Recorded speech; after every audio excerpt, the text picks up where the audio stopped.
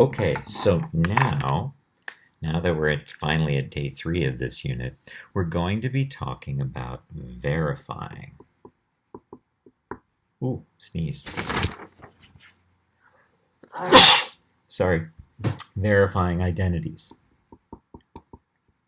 And I know in your brain you're saying, I know the identities, they're on the handout. Yeah, this identity, this use of the word identities means I want to verify that 2 equals 2.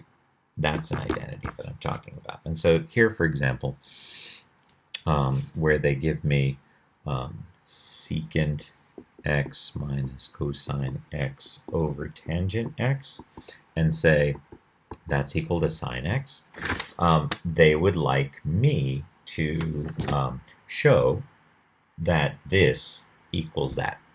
Okay, now this is not the equal sign from algebra 1, where you would do something to both sides of the equation. This is not that equal sign. I am not allowed to do things to both sides of that equal sign. I can only do things to one side.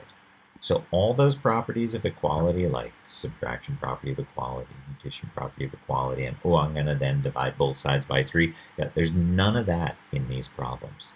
You might just as well see this, a little arrow. This stuff turns into just that. Okay? And really what this is all about is, hey, simplify this expression. How do I know when I'm done? They tell you what it looks like when you're done. Now, traditionally, students take the more complicated looking side and turn it into the more simplified side. For most students, that's like doable. But to go from here to here, often that's really hard. But it is an option. We're going to turn one side into the other. You could certainly turn this side into that side. For most people, it's going to be turning the more complicated side into the less complicated side. And for some people, or for many people, that's usually going to be turning the left into the right, but not always. Sometimes turning the right into the left will be easier. But I'm not, for example, here going to multiply both sides by tangent. I can't do to both sides of the equation. Here's another thing I can't do. I can't start this side and get to a place, and start this side and get to a place and say, look, these places are the same. No, I have to show how this eventually becomes sine. This is telling me what it's supposed to look like, and so I can't stop until this stuff looks like that thing. Okay? All right, that's very important with these problems. So here's our first one, secant minus cosine over tangent, and that's supposed to be sine when we're done. So what do you want to do? When you look at your strategies list, what do you see? Well, I could rewrite these in terms of sines and cosines. That's for sure something I could do. I could use conjugate, top and bottom, but I really don't want to do that. Maybe if something else doesn't work, I'll try that, but that doesn't sound like my first bid for success. Oh, I got one thing on the bottom. I could split this up into 2 fractions. Well, maybe I want to do that, except that I only see one thing over here. If I saw 2 things over here joined with addition or subtraction, I think, yeah, maybe I want to break that up. But right now, yeah, I don't think so. I don't see any foiling. I don't see any distributing. I could split this up, but really, I've only got one thing over there. So maybe I don't want to split this up. Look where you're going. Yeah, I have been looking where I'm going. It's only one thing over there. So I think then, of all those choices, I think the one that I would probably start with is rewriting this with sines and cosines. I think my second try, if that didn't work, would be to split this into 2 fractions. And the third one here would be conjugate, because that the thing is, if I have secant x, if I have secant x minus tangent x on top, I suddenly feel a lot more like doing, oh yeah, I'm using conjugate. How come? Well, because when I FOIL this, I get secant squared minus tangent squared, and that's 1. But here, where I've got secants and cosines together, I don't see that forming a difference of squares that turns into one of my identities. I don't have any identities that have secants in them at the same time as cosines in them. Yeah, so no. So I'm going to have 1 over cosine minus cosine over tangent. Oh, I guess I could write that as sine over cosine. Up here, I've got these two fractions. Let's use cosine over cosine to make a common denominator. So I'm going to have 1 minus cosine squared on top, all over cosine. And then I can flip and multiply here with cosine x over sine x. So those cancel. Hey, what's 1 minus cosine squared? Yeah, I'm going to use a little space over here to say that's sine squared times 1 over sine. And then those cancel. And I'm left with just the sine x I'm supposed to, and so I'm all done. All right? Did you want to see one of those other ways? Secant x over tangent x minus cosine x over tangent x. Okay, so I've split this up into two fractions. That's 1 over cosine times sine over cosine minus cosine over sine over cosine. Okay, so those cancel, and now I have 1 over sine minus here, I'm going to flip and multiply. I'll have cosine squared over sine. 1 minus cosine squared. Ooh, I kind of ran out of space. What's the problem with leaving space up here? Is I have no space down here. 1 minus cosine squared over sine. 1 minus cosine squared is sine squared. And then I can cancel and get a sine. Done. Yeah, you're not going to be able to convince me to do that conjugate way. I mean, I love conjugate. Conjugate is so powerful, so useful. But, yeah, not in that last problem. How about this one? We've got 1 plus cosecant over cosine plus cotangent, and that's supposed to become secant. Again, I'm not going to multiply both sides by this denominator. No. So what can I do? Well, again, I could use a conjugate here. This is not a conjugate situation. But most students, instead of either of those, they're going to write everything as sines and cosines.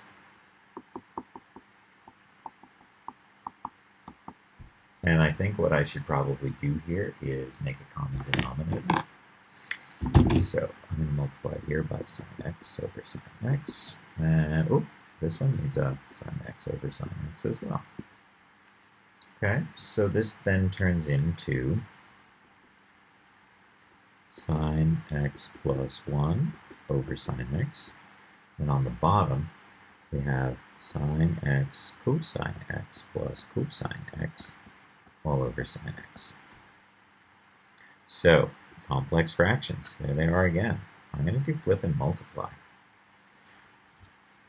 So I'm going to have sine x plus 1 over sine x times flip sine x over sine x cosine x plus cosine x.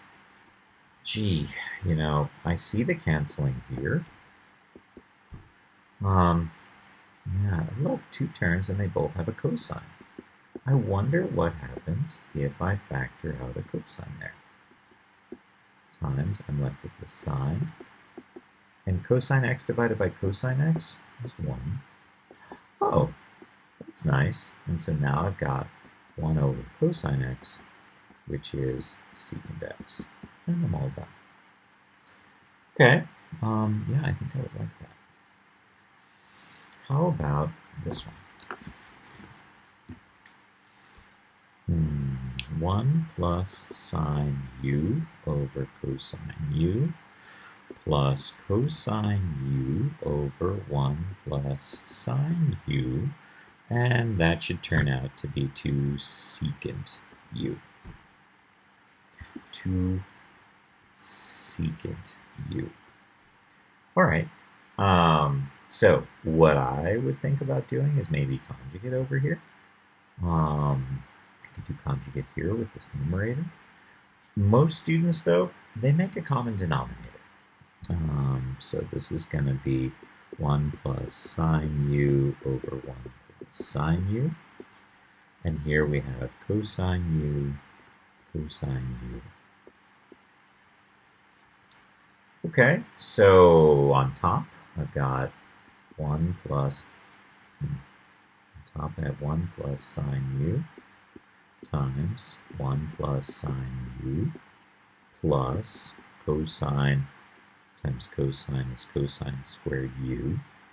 And on the bottom, we have cosine u and 1 plus sine u. Please don't cancel these out. Please don't. You need to FOIL over here. If you want something to do, go do that. FOIL here. So that's going to be 1 plus 2 sine u plus sine squared u plus cosine squared u over cosine u, 1 plus sine u. Okay, so now what? Well, it would really help if you were really comfortable with your identities and noticed what that was equal to. What's that going to be equal to? Well, that's going to be equal to 1. So 1 plus 1, I have 2, plus 2 sine u over cosine u, 1 plus sine u. Now what? Well, up top, I see some factoring I can do. So I'm going to pull out a 2. 2 divided by 2 is 1, then our plus sign, and 2 sine divided by 2 is sine u over cosine u, 1 plus sine u. Oh, look. And 1 over cosine sure is secant. And we're done. Okay? Okay. How about this one? How about you try this? Cosine to the third plus sine squared cosine.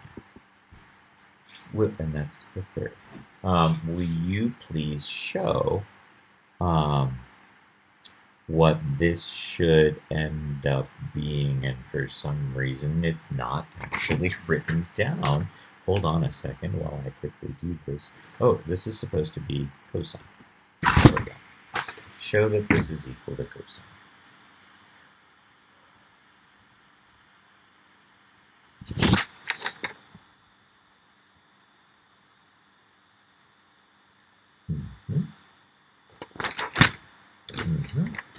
Cool.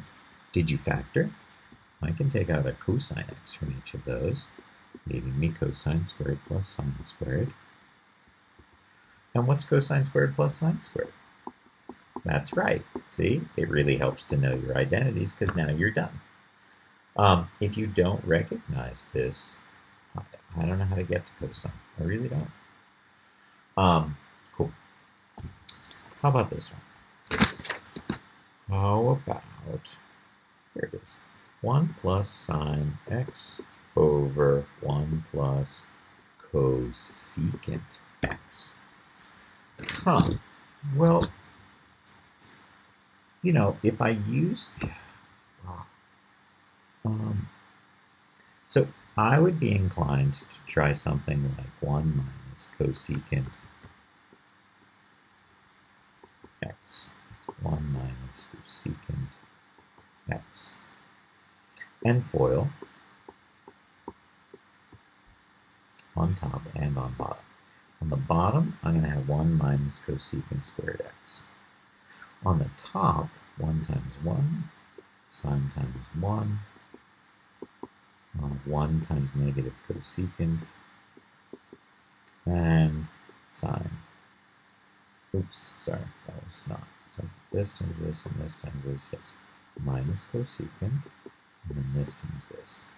Plus, positive times negative is negative, sine x cosecant x. Okay, so how does that help me?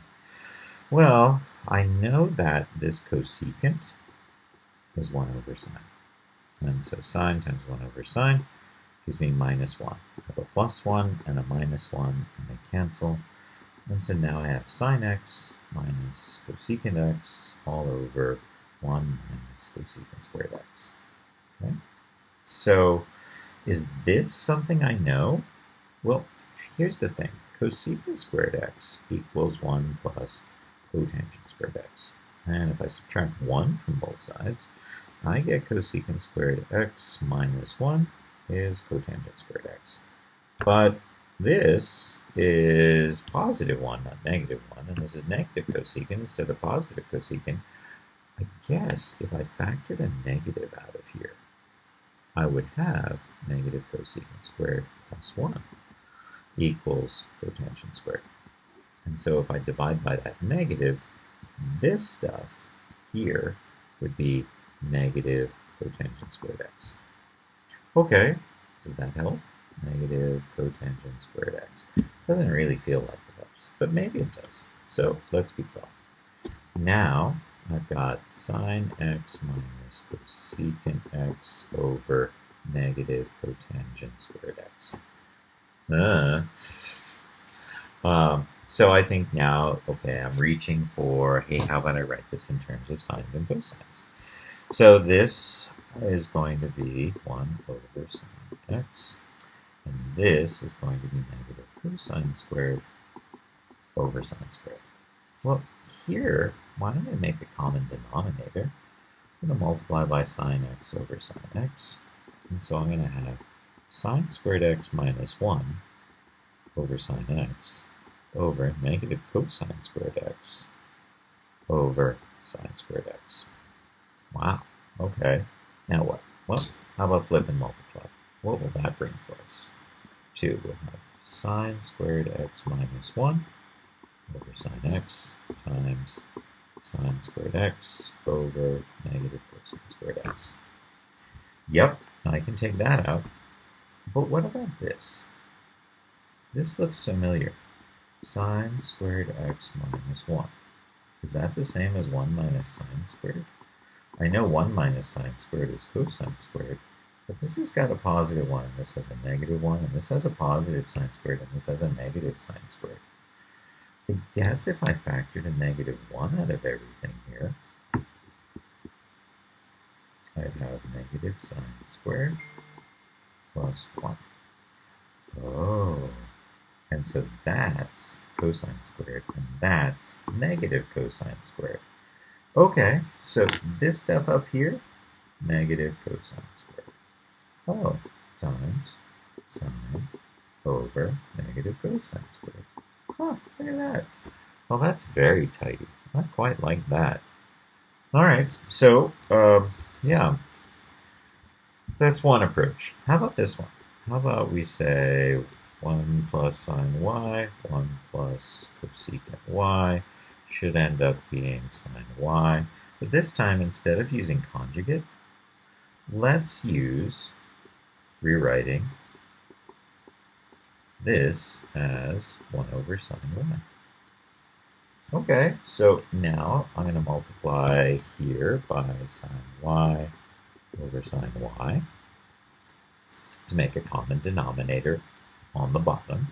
I'll have 1 plus sine y on top. And then I've got this 1 plus sine y over sine y on the bottom.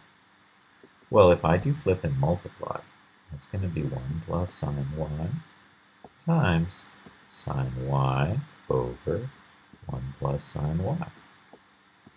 And I'm all done. I've got sine y. So maybe rewriting in terms of sines and cosines was a better approach there. Okay, how about this one? Tangent theta times cotangent theta minus cosine squared theta equals sine squared theta. Well, isn't that that. And so now we have 1 minus cosine squared. And what's 1 minus cosine squared? Yeah, you really need your identities now. If you haven't got that one at this point in time, you're going to need to really sit down and just start writing out all the identities, make some flashcards and use the flashcards. But really, we're now at the time where you need to recognize that 1 minus cosine squared is sine squared. Oh, and that's what we wanted. Done. Okay, how about this one? Sine theta cosecant theta minus cosine squared theta should also equal sine theta. Can you simplify this expression so that I can see us getting to sine theta? Is it sine theta or sine squared theta? No, it's sine squared theta. Okay. So what do you want to do? And I don't see any factoring. Oh, cosecant? Sure. That's 1 over sine theta. That's cosine squared theta. 1 minus cosine squared theta. Well, yeah, that's sine squared theta. And, you know, it really is funny because so many of you say, oh, that's sine squared theta. Like, you're already there. But really, there are people in class who still don't recognize 1 minus cosine squared as sine squared. If your friend is one of those people, help them learn these identities. So much easier to do these problems when you know your identities. How about this one? Cosine squared, 1 plus tangent squared, and we should end up with 1. Okay? So, please, try this out.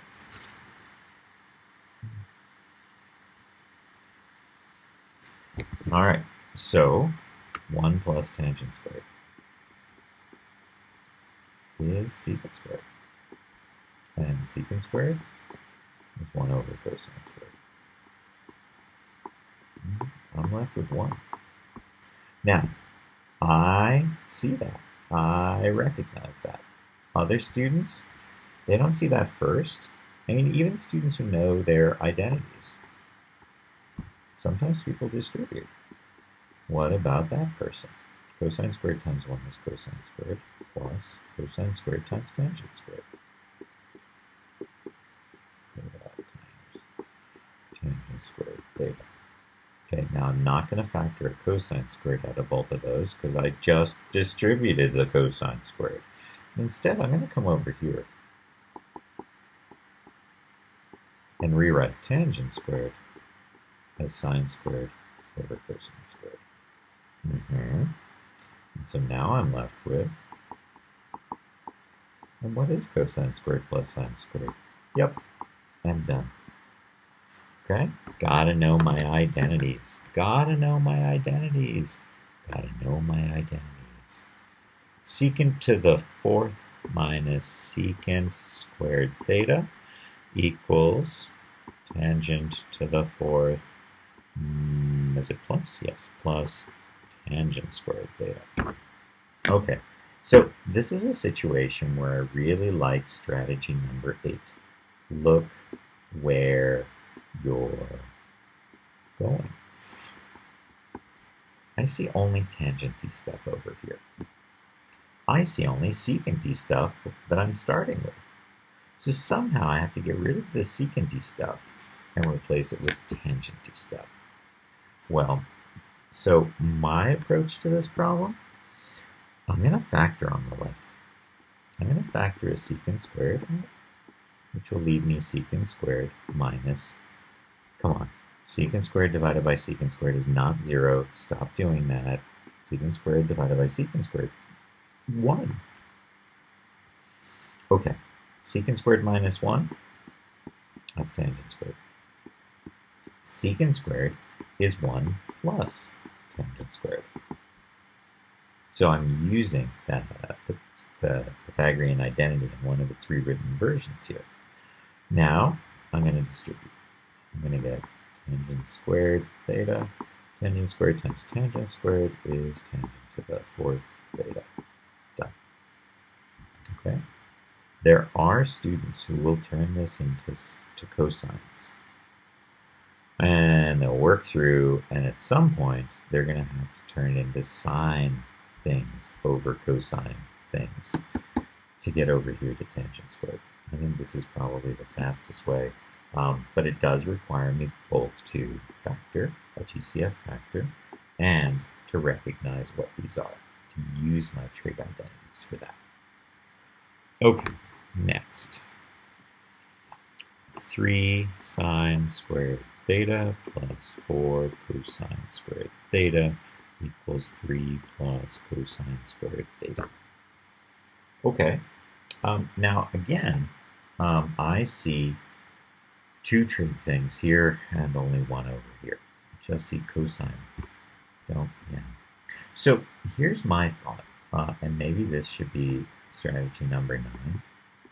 Rewrite in terms of 1 trig function. And this technique is actually going to be really important when we start solving equations. It's so much easier to solve the equation when the equation doesn't have 2 different trig functions in it, but only has 1 trig function in it. So strategy number 9, rewrite in terms of 1 trig function. Well, you know, when I look where I'm going, I only see cosine stuff. And I got some cosine stuff, but I got some stuff that's not cosine stuff. So I want to get rid of that. I want to get rid of that sine squared. And luckily, I know sine squared is 1 minus cosine squared. Plus 4 cosine squared. Okay? So, no, don't say 1 minus cosine squared is sine squared. You just came from that direction. Instead, you should distribute 3 minus 3 cosine squared plus 4 cosine squared. And hey, look, these are like terms. Minus 3 plus 4 is plus 1 of those cosine squares. Hey, that's what we wanted. And we're all done. Okay? Okay.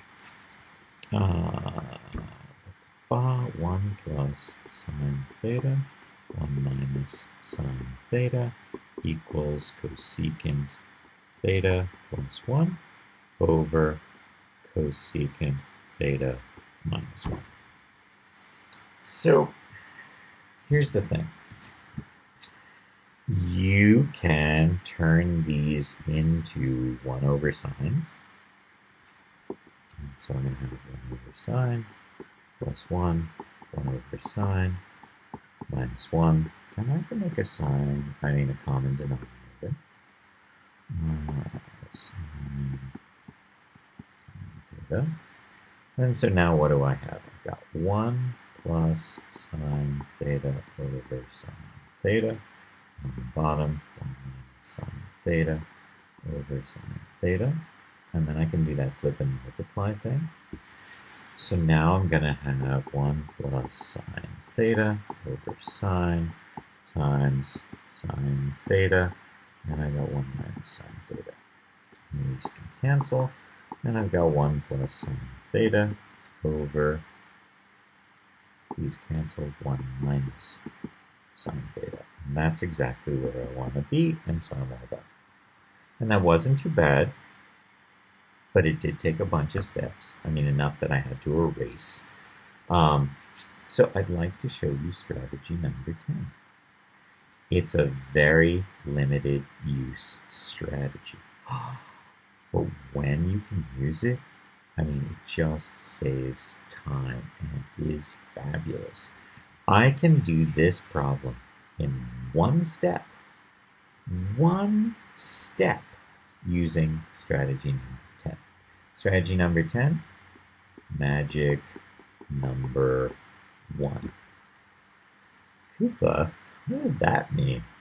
Well, before I tell you about the strategy, let me tell you what I see. I see 1 plus thing plus 1. I see 1 minus thing, I have thing minus 1. I feel like I have a parallel structure. 2 things joined with plus, 2 things joined with plus. two things joined with minus, two things joined with minus. Yeah, they kind of like are really set up in this parallel structure kind of way.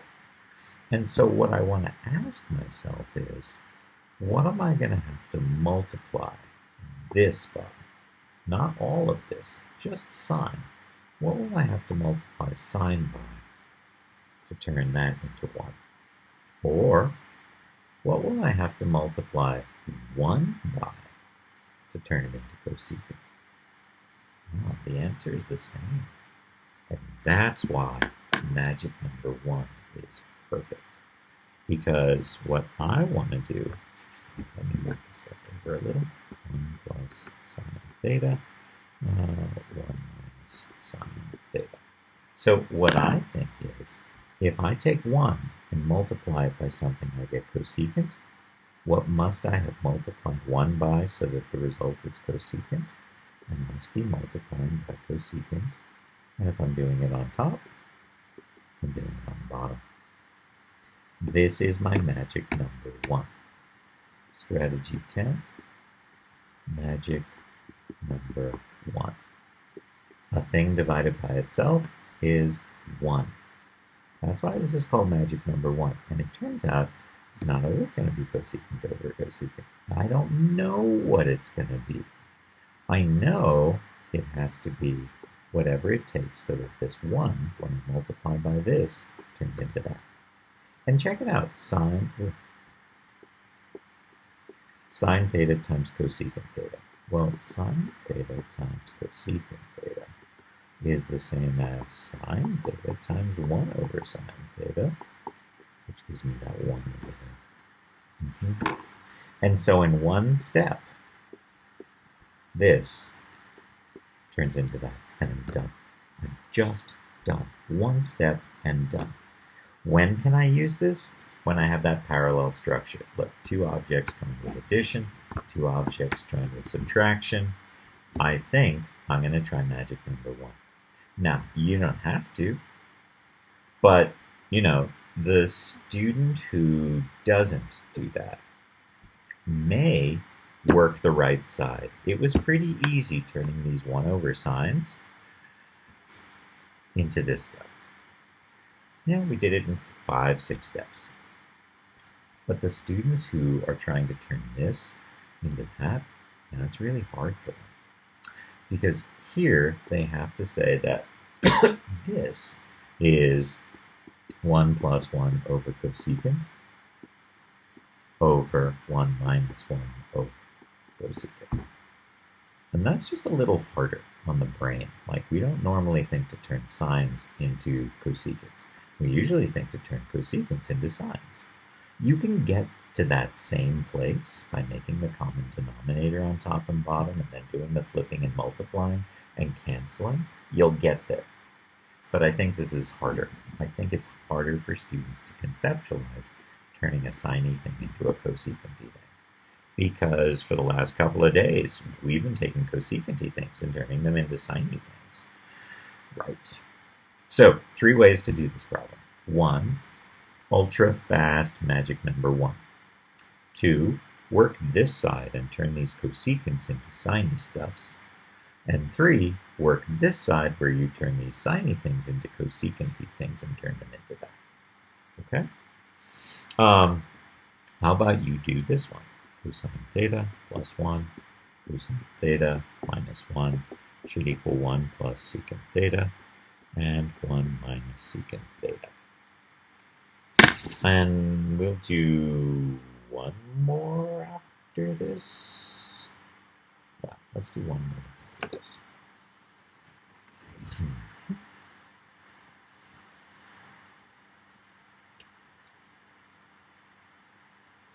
Hey, how's it going? You ready? Is it time for us to talk about this? Okay, so did you use magic number 1? Because I know I did. I hear you. Cosine theta plus 1, and this was cosine theta minus 1. So, Mr. Google, tell me again how you get that magic number 1 thing? Sure. I'm thinking when I see thing plus thing, thing minus thing. I'm thinking that because I have this parallel structure, these four objects, a plus and a minus, I'm thinking I can use magic number 1. And so what I'm trying to think is, what do I have to multiply cosine by to turn into 1? And that's often hard for students to think about. Like, I don't know, beach, dolphin? Instead, what do I have to multiply this 1 by to turn it into secant?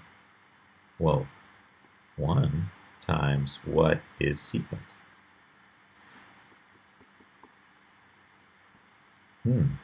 Well, if I divide both sides by 1, it turns out that the thing I'm supposed to be multiplying is secant. So I'm going to use secant over secant here. Does it really work? Sure. Secant times 1 is secant. Secant times cosine is 1. How come?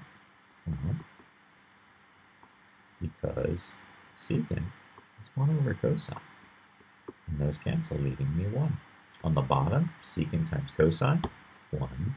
Negative 1 times secant, negative secant. Done in one step. You can, of course, do this problem, cosine theta plus 1, cosine theta minus 1. You could even use conjugate here. You see, I'm reluctant to use conjugate because I'm going to end up with one thing on the bottom, but when I look at where I'm going, we have 2 things on the bottom, so I don't really want one thing on the bottom. Yeah. I could turn these into 1 over secants. Ugh. Or I could work this side and turn these secants into 1 over cosines. All of those are possibilities, so that's 4 different ways to do this problem. 4 ways, right? I could use magic number 1. I could multiply top and bottom by conjugate. I could turn these into 1 over cosines. I could turn these into 1 over sines. All of them will work, period. Okay? All right, last one for today. 1 over 1 plus cosine plus 1 over 1 minus cosine. And this is supposed to turn into 2 cosecant squared. Really? Is that a typo? Ooh, I was expecting secant squared here. But let's see what happens. That may be cosecant squared. Just heads up. What do you want to do? Well, curiously, what I want to do is I want to multiply over here by 1 minus cosine x, and here by 1 minus cosine x. And here, I want to multiply by 1 plus cosine x over 1 plus cosine x. Now, here's my question for you. When you did that, in your brain, I need a little more space here. 1 plus cosine x times 1 minus cosine x minus cosine x. Okay? In your brain, when you did that, were you thinking, I'm multiplying top and bottom by the conjugate? I'm multiplying top and bottom by the conjugate? Or were you not thinking that at all? And were you instead thinking, I need to make a common denominator. I have 2 fractions. I've got only one thing over here. That means I need to turn these 2 fractions into one thing. And that means making a common denominator. So common denominator is going to be this times this. So I need a 1 minus cosine over a 1 minus cosine to get that common denominator. So here's the thing. It doesn't matter which of those you're thinking about here.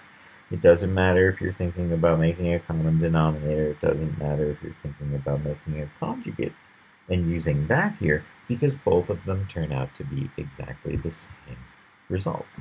I end up with a common denominator, 1 plus cosine, 1 minus cosine, and on top I have this 1 minus cosine, and then I have that plus symbol, and I have 1 plus cosine. Okay, so minus cosine plus cosine, 1 plus 1, I got 2. And on the bottom, when I FOIL this, I have 1 minus 1 minus cosine squared. Okay, so what's 1 minus cosine squared? Well, 1 minus cosine squared is sine squared. And 2 over sine squared, well, that's 2 cosecant squared. I can get there either by multiplying top and bottom by the conjugate in each case, or I can I can either make the common denominator, or I can multiply top and bottom by the conjugate. Same here. And look, it really was 2 cosecant squared and not secant squared, because that's not secant squared, that's sine squared. Okay. Well, I hope you're starting to get the hang of this, and I can't wait to look at some more problems with you tomorrow. And really, pause the video, do the problem before I go through it. I think that's the best way for you to get the practice you need. Okay. Take care, everyone.